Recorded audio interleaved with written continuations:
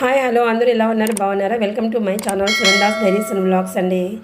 ఇప్పటిదాకా నా ఛానల్ ఎవరైనా సబ్స్క్రైబ్ చేసుకోకపోతే ప్లీజ్ సబ్స్క్రైబ్ మై ఛానల్. ఇదండి మీరు చూస్తున్నారు కదండి, ఇది మనము తాత ముత్తాతల కాలం నుంచి మనందరం ఫాలో అయ్యేదేనండి. మన పేరెంట్స్ మనం కూడా 90% ఫాలో అయ్యే ఉంటాము. కాకపోతే ఈ మధ్య కాలంలో కొత్తగా రకరకాల బ్రేక్ఫాస్ట్ అన్నీ పుట్టుకొచ్చాయి కాబట్టి ఈ కాలం పిల్లలకైతే మాత్రం ఇది పెద్దగా ఇష్టం ఉండకపోవచ్చు. కాకపోతే వాళ్ళకు కూడా ఒకసారి టేస్ట్ చేపిస్తే మాత్రం తప్పకుండా వద్దనండి. మా ఇంట్లో అయితే మాత్రం నేను మా అమ్మగారు ఎక్కువగా తీసుకుంటామండి. ఒకసారి హలో అందరికీ గుడ్ మార్నింగ్, ఎలా ఉన్నారండి బాగున్నారా?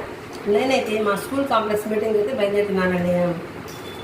మనకి ఇష్టం లేని టిఫిన్ కానీ ఆయిల్ ఫుడ్ ఎక్కువగా మన ఇంట్లో చేస్తున్నారు అనిపించినప్పుడు కానీ, లేకపోతే అంతగా డైజెస్టివ్ సిస్టమ్ బాగా లేనప్పుడు కానీ మనము ఇక్కడ రాత్రి మిగిలిన అన్నాన్ని రాత్రి పెరుగు చిన్నగా ఆనియన్స్ పచ్చిమిరపకాయ విత్తనాలు లేకుండా కట్ చేసుకొని రాత్రే మనము కలిపి పెట్టుకున్నామనుకోండి, పొద్దున అది బాగా అదేమంటారు ఊరి అంటారు కదా, బాగా పెరుగంత అన్నాన్ని పట్టి మనకి ఇష్టమైతే కొన్ని ద్రాక్ష పళ్ళు కొన్ని అవి దానిమ్మ గింజలు వేసుకున్నాం అనుకోండి ఉంటే, లేకపోతే అవసరం లేదు.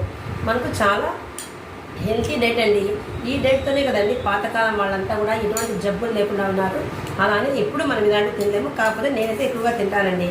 నాకు ఆయిల్ ఫుడ్ అంటే ఆయిల్ అంటే కూడా పెద్ద ఎక్కువగా ఇష్టం ఉంటుంది, భయంగా ఉంటుంది అదంతా నాకు. కాబట్టి మీరు కూడా మిగిలిన అన్నం ఉన్నప్పుడు పొద్దున్న చదవడం తినండి అని చెప్పే కన్నా రాత్రి ఇలా చక్కగా దాన్ని అరేంజ్ చేసామనుకోండి, పొద్దున్న ఎవరైనా ఇష్టంగా తింటారు. ఆనియన్స్ పడుతూ ఉంటాయి, కొన్ని ఫ్రూట్స్ పడుతూ ఉంటాయి, కొత్తిమీర, మళ్ళీ పోపు ఏం పెట్టేది లేదండి, అన్నీ పచ్చివే. చాలా బాగుంటుంది, హెల్త్కి చాలా యూస్ఫుల్ అవుతుంది. ట్రై చేయండి. అలానే ఎక్కువ రైస్ తినకూడదు, చాలా కొద్దిగా రైస్ మిగిలిన వెళ్ళండి. ఓకే బాయ్, మీరు కూడా ట్రై చేసేయండి.